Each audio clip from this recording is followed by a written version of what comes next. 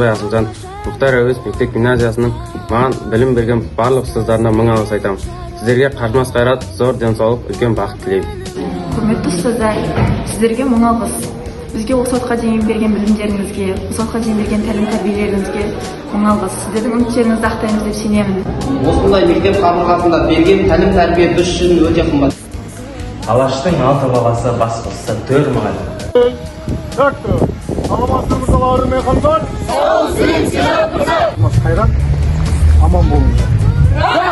Жеңістерің көп болсын, қанаттарың қалмасын, ата-аналарың көз қуанышы болып мектептің абыройын көтеріп жүрсін. Емтиханда сіздің үмітіңізді ақтайтын боламыз.